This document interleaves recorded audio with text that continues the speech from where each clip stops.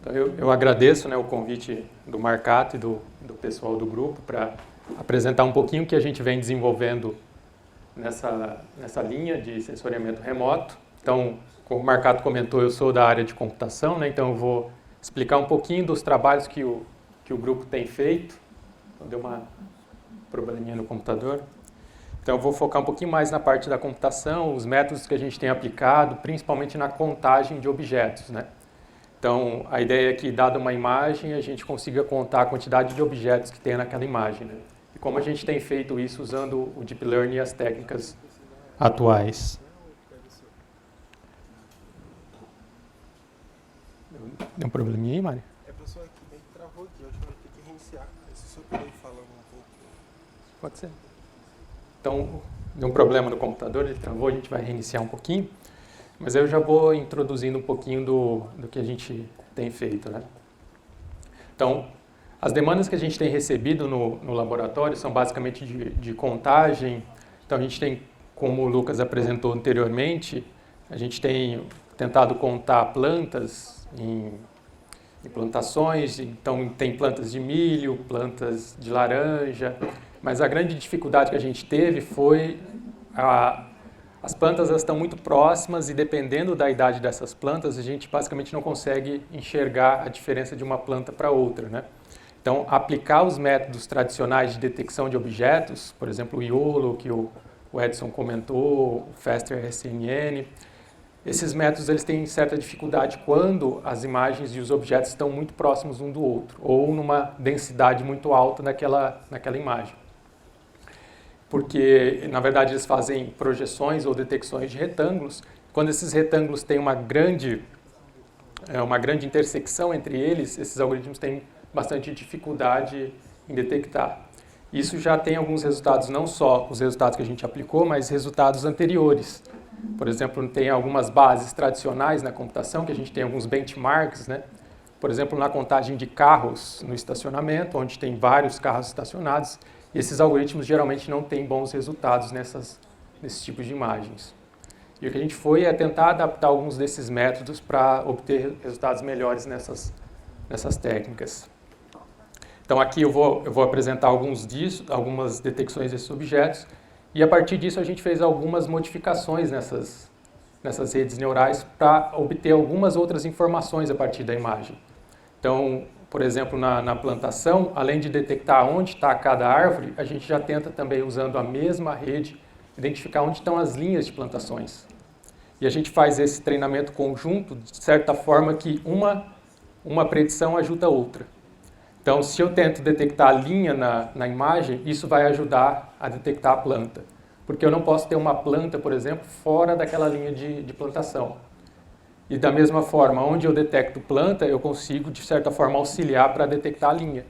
Então, esse treinamento conjunto tem auxiliado na hora de detectar essas plantas e essas detecções. E também quando a gente trabalha com imagens sequenciais e vídeos. Então, inclusive um projeto que o Emerson Pistori coordena, que é para contar alevinos, né? Então, tem um vídeo onde o alevino ele vai descendo, são vários peixinhos, né? Ele vai descendo na imagem, e a gente precisa contar quantos peixes passam ali, né? Então, eu posso contar os alevinos numa única imagem, mas eu também tenho a informação anterior. Então, eu sei quantos alevinos tinha na imagem anterior. Isso pode, de certa forma, ajudar a detectar quantos alevinos, quantos peixinhos vão ter na próxima imagem. Então, o que a gente tem feito também é, além de detectar alevinos na imagem, detectar uma direção de onde esse alevino tem vindo. Isso tudo tem auxiliado na hora de detectar as imagens. Antes do que eu vou falar aqui, né? Então, vou até pular esse sumário e já vamos direto para a contagem de objetos, né? Qual é o objetivo das técnicas que a gente tem utilizado. Então, a ideia é a gente, dada uma imagem, contar quantos objetos daquele interesse que a gente tem em cada imagem. Então, aqui eu coloquei três exemplos. Então, aqui na primeira imagem, a ideia seria contar quantas plantas tem aqui. Aí, aqui na segunda imagem, seria contar quantos carros tem aqui estacionado, a quantidade de pessoas. Então, esse tipo de aplicação de contagem de objetos é aplicado em várias outras tarefas, né? Então, a primeira alternativa, a primeira solução que a gente teria é entra a imagem num método automático, num método de computação, passa por esse método e ele vai te dar o número de plantas que tem naquela imagem. Então, essas foram as primeiras tentativas feitas para fazer isso. Então, é um problema, na verdade, de regressão, né? Não é um problema de classificação onde eu vou dar o que tem dentro dessa imagem, mas sim um número, isso pode ser um número real ou um número inteiro, que determina a quantidade de plantas que tem. Então, usando o Deep Learning, as primeiras alternativas, né, propostas para isso, então entra a imagem, passa por camadas de convolução, que já foram explicadas anteriormente, camadas de convolução, de pooling, camadas totalmente conectadas, e a ideia é que no final dessa rede neural a gente tenha um único neurônio que vai estimar a quantidade de objetos que tem na imagem de entrada. O problema com essa abordagem, foi os primeiros trabalhos, é que a contagem de objetos é um problema muito ambíguo, né? Então, aqui nessa imagem de entrada, a gente tem como saída, eu poderia estar querendo contar ou o número de plantas ou o número de linhas. Então, a ideia é que o método automático ele tente generalizar qual é o seu problema, né? Então, a gente precisaria de muitas imagens de treinamento para que o método aprenda que, para essa imagem aqui, o meu interesse seria contar a quantidade de linhas de plantação, né? Que seriam essas linhas aqui na vertical. Mas a mesma ideia, eu poderia treinar esse método para contar a quantidade de plantas. Então, a mesma imagem, dependendo do meu objetivo, teriam respostas diferentes. E o algoritmo ele ia aprender a partir de imagens. Então, por isso que a gente precisaria de uma grande quantidade de imagens para que o algoritmo, então, aprenda qual é o meu interesse na imagem de entrada. Então, se eu trabalhar com esse método como um problema de regressão direta, é um problema porque o treinamento vai ser mais complexo devido a essa ambiguidade e a avaliação dos resultados também seria um pouco mais complexo. Então, se eu tivesse que contar plantas aqui, eu sei que nessa imagem tem 92 plantas, o meu algoritmo poderia dar como resposta 92 plantas também, mas não necessariamente o meu algoritmo aprendeu alguma coisa. Ele pode, de certa forma, tentar identificar outras coisas na imagem, sendo que as 92 plantas aqui que ele deu como retorno não necessariamente são as plantas que estão ali na imagem, né? Então, para isso que os métodos mais atuais, eles usam, além da contagem, a localização dos objetos na imagem. Então, eu treino agora os meus algoritmos não só com o número de objetos que tem na imagem, mas aonde estão cada um desses objetos. Então, isso auxilia muito mais, então a gente vai guiar o treinamento da nossa rede. Então, aqui, além de falar quantas plantas tem, eu indico, nesse caso, com um único ponto, né, aonde estão cada uma das 92 plantas. A mesma coisa aqui numa aplicação de contagem de carros, por exemplo. Além de eu indicar para o meu algoritmo quantos carros tem naquela imagem, eu indico aonde estão cada um desses carros.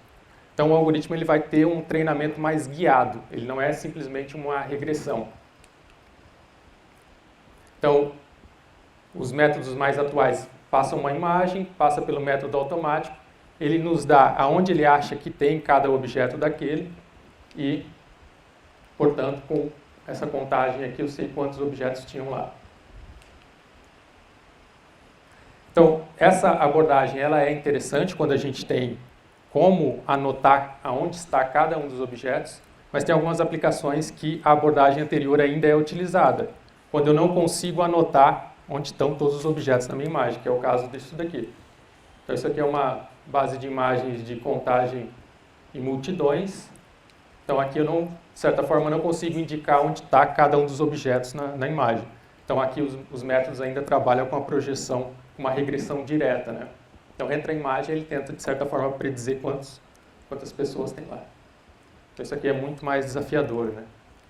Então, nessa base aqui, por exemplo, o método, que é o estado da arte atualmente, ele tem um erro médio de 200 pessoas por imagem. Então, a contagem de objetos, contagem e localização, na verdade, ela pode ser um subproblema da detecção de objetos, que o Edson já comentou na palestra anterior. Então, eu posso, para essa imagem aqui, detectar todos os objetos que estão na imagem e, de certa forma, encontrar o centro de cada um desses retângulos e aí eu tenho a localização daquele objeto. Então, eu poderia, de certa forma, aplicar todos os métodos que o o Edson comentou anteriormente, né?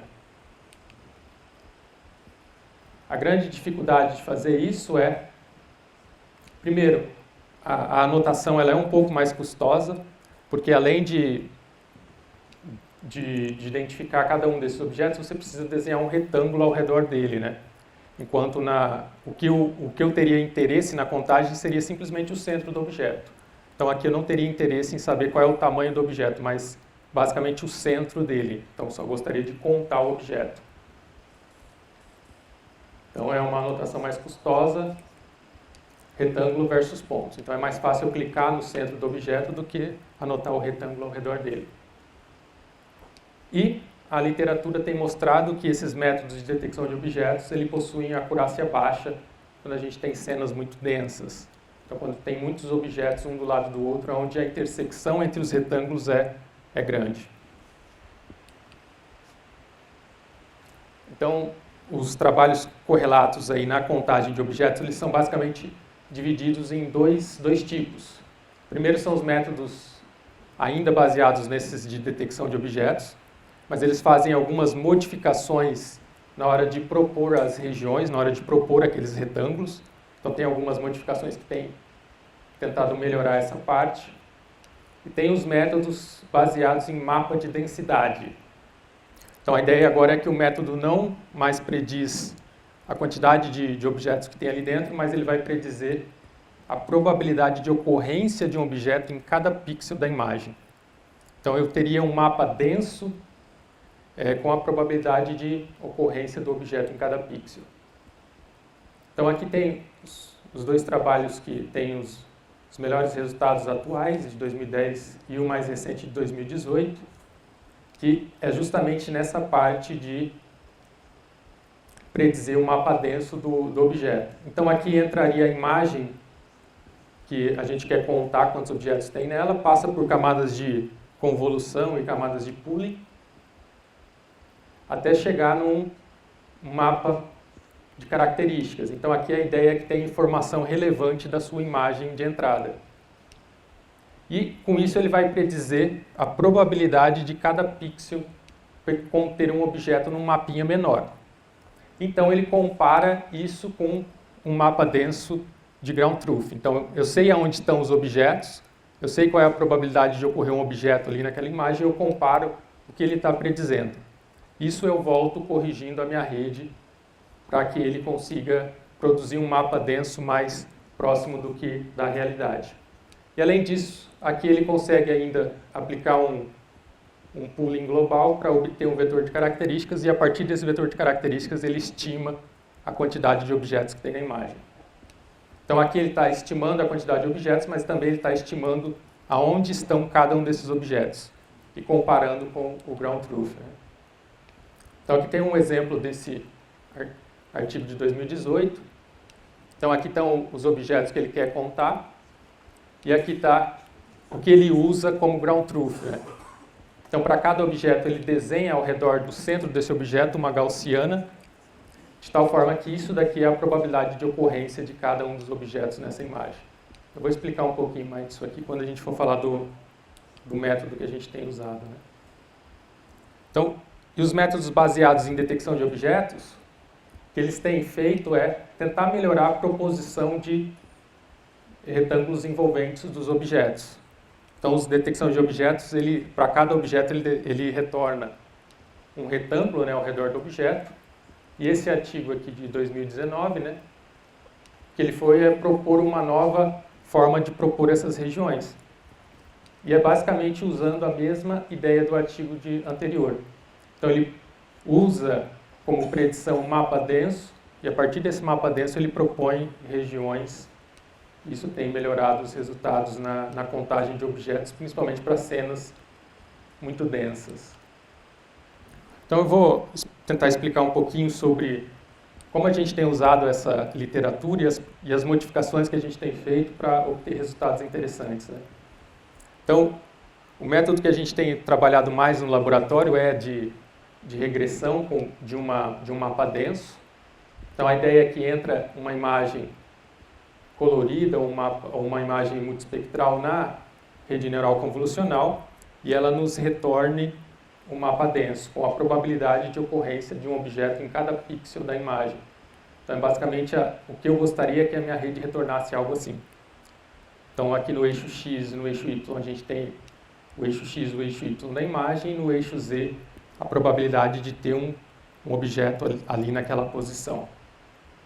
Então, se eu encontrar os picos nesse mapa denso, eu tenho uma ideia de onde estão os objetos na minha imagem. Então, a grande dificuldade aqui é a gente gerar esses mapas densos para treinar essa rede, né?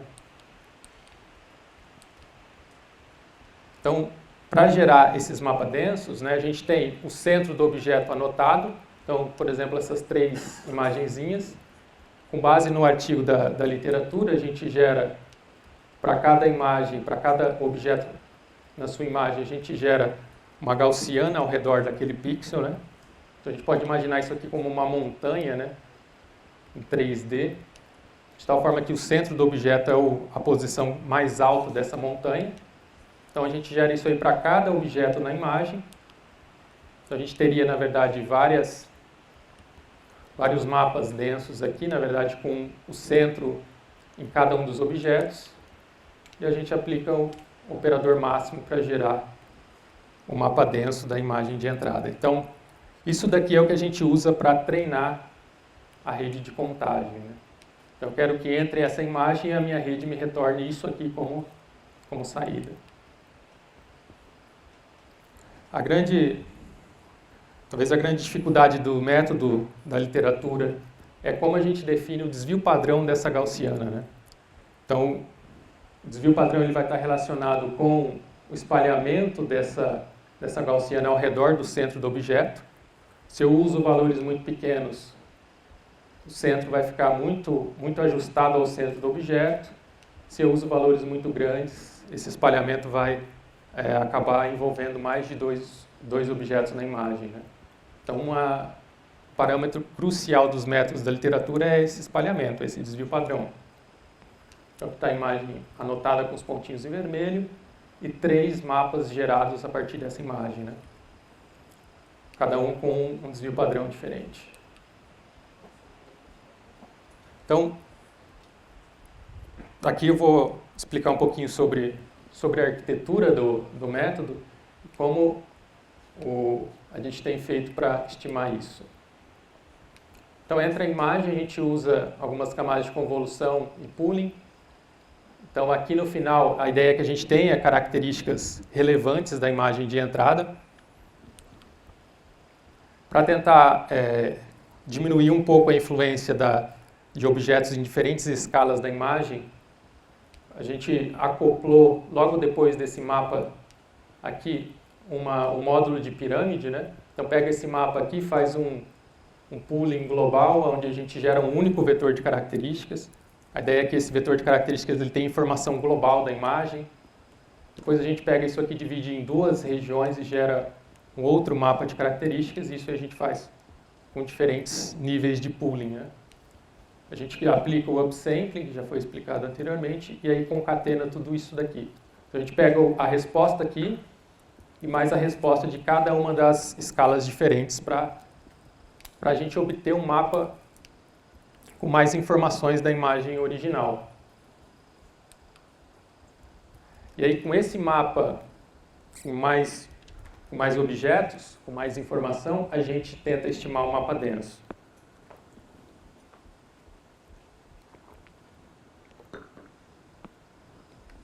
Então, a partir desse... Deixa eu voltar aqui um pouquinho. Então, a partir desse mapa aqui, a gente estima aquele mapa denso que a gente usa para treinar o modelo.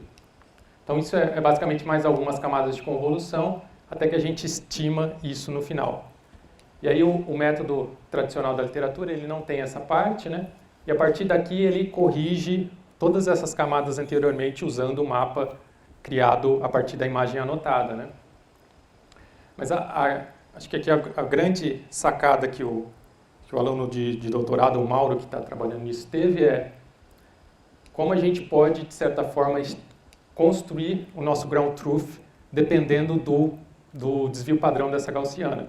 Então, se eu uso um desvio padrão muito alto, eu posso estar fazendo com que dois objetos tenham o mesmo pico.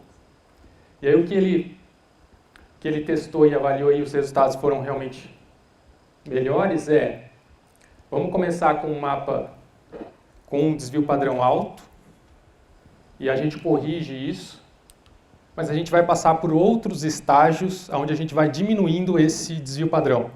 Então aqui no outro, a saída disso daqui é concatenada com o mapa anterior e com a predição mais rústica que a gente teve de onde estão os objetos, passa por outras camadas de convolução e a gente vai então tentar obter um mapa denso mais ajustado no centro do objeto. E a gente corrige esse mapa denso com um desvio padrão menor. Isso passa por T estágios. A gente define quantos estágios eu quero. E isso vai ajustando cada vez mais no centro do objeto. Então o que a gente precisaria definir aqui no método é o desvio padrão mínimo, o máximo, e o desvio padrão entre esses T estágios é estimado de forma equivalente, né? Então a grande ideia aqui por trás é a gente ir refinando a predição do centro do objeto nesses T estágios. Então a gente supervisiona cada um desses estágios com mapas densos diferentes, mapas densos gerados com um desvio padrão diferente. E a gente pega então o último mapa denso, que é o, de certa forma, mais ajustado ao centro do objeto, e encontra os picos. Então dessa forma a gente tem conseguido diminuir os erros para imagens que têm muitas plantas densas, né? Então aqui tem um exemplo que o Mauro plotou. Então entra essa imagem aqui e a predição em cada um daqueles estágios. Então a gente consegue ver que no primeiro estágio ele faz uma predição mais grosseira do centro do objeto e essa predição ela vai se ajustando até que no último estágio, que ele usou 4 estágios, a predição do centro do objeto é bem mais ajustada, né? Então, dado esse método com essas camadas aqui, vou mostrar algumas aplicações da utilização e algumas modificações também que tem feito nessa rede. Então, o primeiro experimento aqui a gente testou com contagem de plantas de eucalipto. Então aqui tem as anotações, né? Então aqui já é a predição do método. Então os círculos em amarelo aqui são as anotações realizadas pelo especialista, onde estão as plantas, né, nas imagens, e o pontinho em vermelho é onde o método predizeu uma planta. E aí a gente considera um acerto se esse ponto cai dentro desse círculo. Então aqui estão 2 resultados visuais das imagens, né? A gente tem 3.370 PETs, foram divididos em treinamento, validação e teste. E aqui estão alguns experimentos que ele realizou comparando todos aqueles parâmetros que a gente tem envolvido, né? Então os 3 parâmetros principais é o sigma mínimo, o desvio padrão mínimo que a gente vai usar, o sigma máximo, que seria a primeira predição rústica do método, e a quantidade de estágios, né? Então a gente vê que o melhor resultado ele obteve com 4 estágios, usando um sigma igual a 1, sigma igual a 3. Então ele começa com uma predição mais rústica, com um sigma igual a 3 e vai até o sigma igual a 1. E aqui está, de certa forma, uma comparação interessante de será que realmente esses estágios melhoram a predição, né? Então aqui ele testou 100 os estágios, aqui usando 100 estágios mais a pirâmide, e aqui o 100 a pirâmide mais com os estágios, e aqui usando a pirâmide e os estágios, que obteve o melhor resultado, né? Errando em média 2 plantas por imagem. Então, um resultado bem melhor. Aqui tem uma outra aplicação, isso daqui já é uma base de imagens mais tradicionais, que é uma base de imagens de benchmark, que a gente usa para avaliar algoritmos de contagem.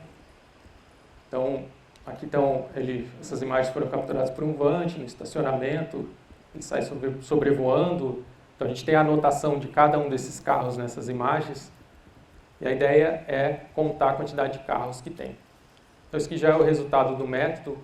Então, o pontinho em vermelho é onde ele acha que tem um carro, E aqui as regiões amarelas é a predição do último estágio do método de detecção. E aqui é uma comparação, né? Como essa base ela é um benchmark bastante usado na computação, né? Na visão computacional. Então aqui tem os métodos que já usaram essas bases. Então a gente pode ver aqui os métodos de detecção de objetos, RetinaNet, FASTER, YOLO. Então aqui, nessas duas bases de contagem de carros, né, que a gente tem as duas tabelas aqui, a gente pode perceber que esses métodos de detecção de objetos eles têm um erro bem alto. Então eles erram em média 40 carros por imagem, né? Justamente porque esses carros eles estão bem colados um no outro. Esses dois métodos aqui de baixo são os dois métodos que são estado da arte, e o método que o Mauro propôs obteve um erro menor do que o estado da arte nessas duas bases. E aqui estão algumas dos desafios dessa base, né? A gente tem carros na sombra, carros com oclusão por árvores. Novamente aqui em amarelo, o círculo amarelo é onde estão anotados, e ponto vermelho é onde o método predizeu. A gente tem desde imagens bastante densas para imagens onde os carros estão mais espalhados. Aqui outra aplicação, que é para contagem de plantas de milho. Então aqui tem uma imagem onde eu vou dando um zoom para a gente ver a qualidade, né, da imagem que a gente teve. A gente faz recortes nessas imagens e a gente conta quantas plantas tem ali, né?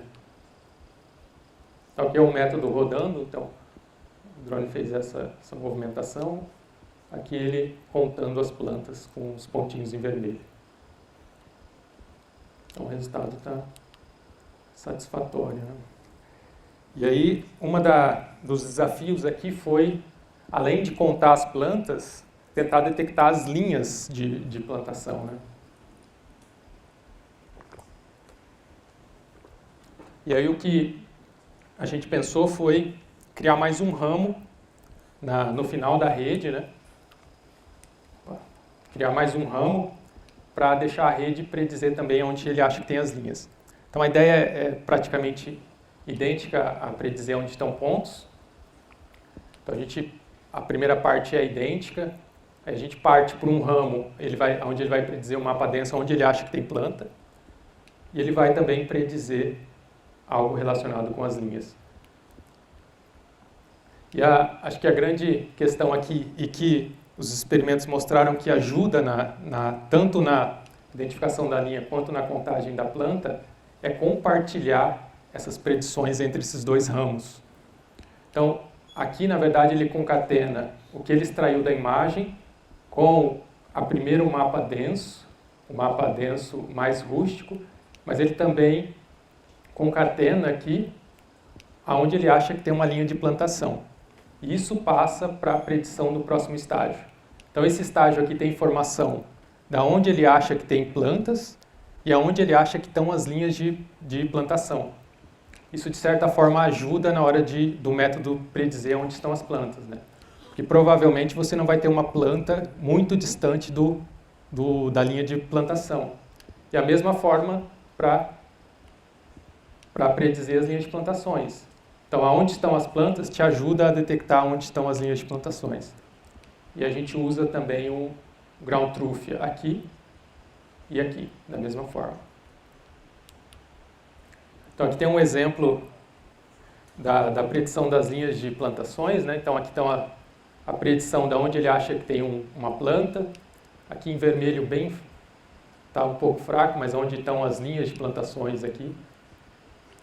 E aqui eu mostrei também o que ele está predizendo em cada um daqueles estágios da parte de baixo, da predição das linhas, né? Então ele começa com uma predição das linhas mais grosseira, e isso vai se ajustando até que a predição final aqui é mais ajustada à linha real. E aqui tem a predição de uma imagem onde a gente tem um desafio alto, né?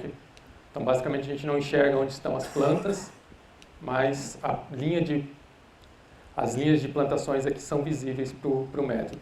Então, aqui em vermelho, em amarelo, né, seria a distribuição, ou seja, onde ele acha que tem uma linha ali, né? Então, basicamente, dado esse mapa aqui, a gente consegue saber onde estão os picos dessas distribuições aqui e projetar onde estão as linhas.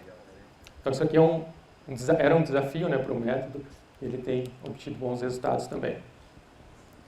A gente pegou esse mesmo método e tentou aplicar em imagens multiespectrais, né? Então, é um trabalho que o Lucas apresentou, né? Então, a gente tem que contar as plantas aqui de laranja, mas o grande desafio aqui era justamente a densidade, né, dessas plantas. São plantas que estão muito próximas uma das outras e isso aí dificultava na hora de contar. E a gente usou como entradas diferentes bandas para o método. Então a gente testou com uma banda só, cada uma das 4 bandas, depois testando 2 a 2, depois 3 a 3, e depois as 4 bandas que a gente tinha disponíveis, né? A gente chegou que usar essas 3 bandas aqui é o que dá o melhor resultado para o método. Aqui alguns resultados da contagem. Então, novamente, em amarelo aqui a anotação e em vermelho onde ele predizeu. Isso foi um questionamento dos revisores do artigo, né? Ele, de certa forma, pediu para a gente comparar com os métodos de detecção de objetos tradicionais e a gente vê que realmente o que a literatura mostra para esse caso também aconteceu. Os resultados não são satisfatórios com os métodos FASTER, RSNN e RetinaNet, por exemplo. Então, aqui tem uma comparação dos métodos com a abordagem proposta, né? Aqui só o tempo, né, de execução. Então, isso rodando numa GPU, o método ele é um pouco pesado, ele demora algo em torno de 25 FPS. Se você usar 8 estágios, isso aí diminui se você usar menos estágios, né? E aí outro problema que é contar uma árvore específica numa floresta. Aqui a grande questão aqui é que a gente tinha muito mais bandas para essas imagens, a gente tinha 25 bandas, que já é resultado do método detectando essa árvore aqui específica, que parece uma estrela, né, aqui na imagem. Aqui, como a gente dividiu, usou essa região para treinamento, teste e validação. E aí usamos a mesma abordagem, só que a gente colocou uma nova camada de convolução logo no início, para que a gente, de certa forma, tente selecionar quais são as bandas que melhor ajudam na hora da contagem dos objetos. Então, a gente tem uma camada aqui com filtros de tamanho 1 por 1 e 25, né, no caso. A ideia é a gente fazer uma convolução com essas 25 bandas para a gente, de certa forma, selecionar quais são as bandas que melhor atendem o método. Então, basicamente, aqui a gente vai ter M filtros, né? Cada filtro desse vai, de certa forma, combinar as 25 bandas e gerar uma imagem com M de dimensão M. Então, a gente testou as diferentes quantidades de filtros naquela primeira camada. Então, a gente chegou que usar 5 filtros naquela primeira camada era o suficiente, então a gente não precisava usar as 25 bandas. Na verdade, a gente aprendeu 5 filtros que combinam as 25 bandas e no final a entrada para o método é uma imagem com 5 bandas que ele aprendeu a combinar. E a gente comparou isso testando com 25 e tudo mais. Então, se você usar as 25 bandas nesse método de contagem, você teria uma medida F, que é uma forma da gente medir quão bom está, de 86. Se eu pegar aquelas 25 bandas, aplicar o PCA para reduzir as 25 bandas, isso melhora. Então, a gente vê que usar as 25 bandas pode atrapalhar o método, né? Então ele vai para 88. Mas se a gente usa os 5 filtros aprendidos durante a contagem do objeto, a gente consegue um resultado muito melhor.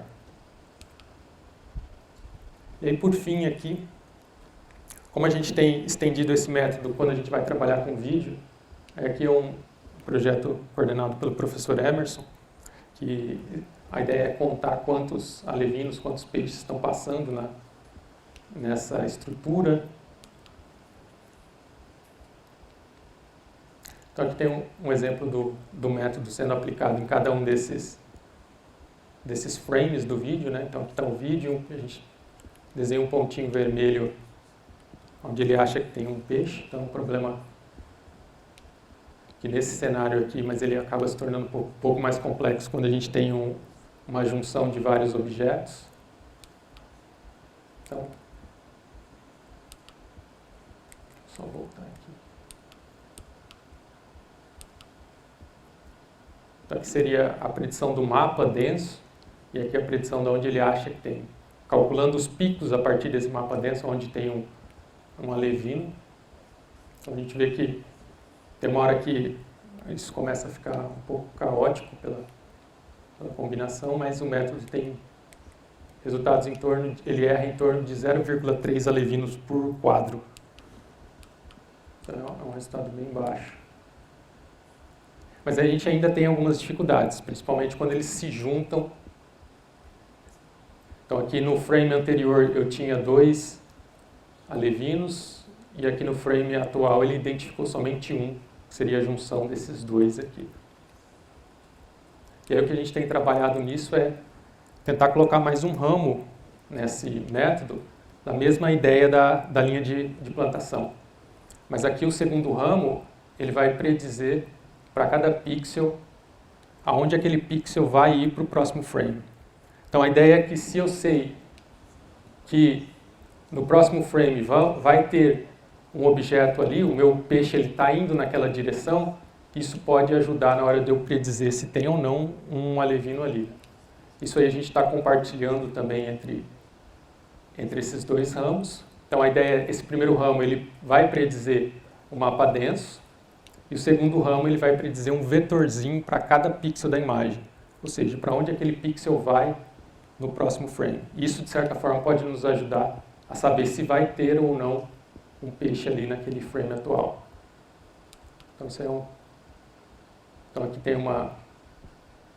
um resultado já do segundo ramo, né? Então a gente sabe aonde o peixe estava no frame anterior, para onde ele vai, e aqui está o resultado dos vetorzinhos sendo predizendo. Então eu sei que, por exemplo, aqui no próximo frame, provavelmente aqui o meu mapa denso tem que dar alto, né? Porque eu sei que o peixe está vindo nessa direção. Aqui o resultado já rodando, o resultado do segundo ramo com os vetores sendo preditos. Então, o que a gente está trabalhando agora nessa abordagem é como a gente pode comparar isso e como a gente pode, de certa forma, medir se isso aqui está auxiliando ou não o método de contagem. E aí o que a gente tem alguns indícios de que isso aí ajuda foi exatamente nessa aplicação. Então aqui a gente tem um peixe, onde a gente está encontrando a cauda dele e a cabeça desse peixe. Então a ideia aqui nesse experimento é saber quantas vezes ele subiu para comer a ração, porque isso vai ter influência se ele gosta ou não daquela ração, se o pH da água está adequado para ele, e assim por diante. Então o método ele tem que predizer, ele está predizendo a cabeça e a cauda do método. E aí a gente testou primeiro sem aquela predição dos vetores. Então para esse frame aqui, esse foi o resultado do método. Então, por mais que não esteja visível, a gente tem um peixe bem aqui. Ó. Então, se a gente usar um único frame, o método não foi capaz de predizer onde está aquele peixe. Né? Mas se eu uso aqueles vetorzinhos, que aí a gente embutiu o segundo ramo na rede, a predição do método para esse frame mudou. Então, ele conseguiu identificar onde está o peixe. E visualmente a gente consegue fazer isso. Então aqui está a mesma imagem, só que a gente rodando um vídeo, né, a gente sabe que o peixe está indo ali, e uma hora, por mais que ele pareça invisível na imagem, a gente, com o auxílio daqueles vetorzinhos, eu consigo aumentar a probabilidade de ter um peixe ali naquela região, justamente por causa dos vetorzinhos do segundo ramo. Então ele consegue identificar onde está aquele peixe. Então, as considerações finais da abordagem. Então, esse método ele tem obtido bons resultados em várias aplicações de contagem. por onde a gente está explorando bastante é adicionar esses ramos. Então, esses ramos têm, de certa forma, ajudado na contagem, e a gente pode pensar em diversos outros ramos para ajudar isso. Trabalhos futuros, outras aplicações, né? Buracos no asfalto, bueiros, postos de visitas, postes de energia. E uma coisa que a gente tem tentado trabalhar é mudar a forma que a gente usa do ground truth. Então, não usar só gaussiana, né? Que a gente admite que o objeto ele é, de certa forma, circular, mas usar algum outro tipo de informação para melhorar esse mapa denso. Bom, era isso. Agradeço a oportunidade, agradeço o convite. Fico aberto a perguntas, né? Caso alguém tenha. Eu acho que mesmo usando a gaussiana, mesmo mantendo a gaussiana, né, acho que trabalhando com a matriz de variância e covariância, ao invés de assumir que ela seja simétrica, e talvez anotando, não tudo, mas anotando um percentual das imagens, para a gente poder inferir a componente principal, né, usando, né, alto vetor e alto valor, talvez dê para inferir essa matriz de variância e covariância, alguma aproximação, né, para fazer uma elipse, né, para esticar para alguns dos lados, no carrinho, por exemplo. Acho que é bem claro ali, né, que não é o redondo. E talvez uma coisa meio semi-supervisionada, né, não anotaria tudo, mas anotaria alguns dos objetos para, de repente, ao invés de trabalhar só com um desvio padrão e assumir a matriz de variância e covariância uma diagonal igual, calcular ali alto vetor, alto valor. Entendi. Talvez seja É uma estratégia bem interessante, né? Principalmente porque quando a gente tem objetos que não são circulares, igual as plantas, como o carro que você comentou, talvez essa é uma estratégia que a gente pode tentar trabalhar em cima, né? Muito bom. Obrigado pela dica. Então, acho que a gente conclui aqui com a palestra. Obrigado, Wesley. Eu que agradeço.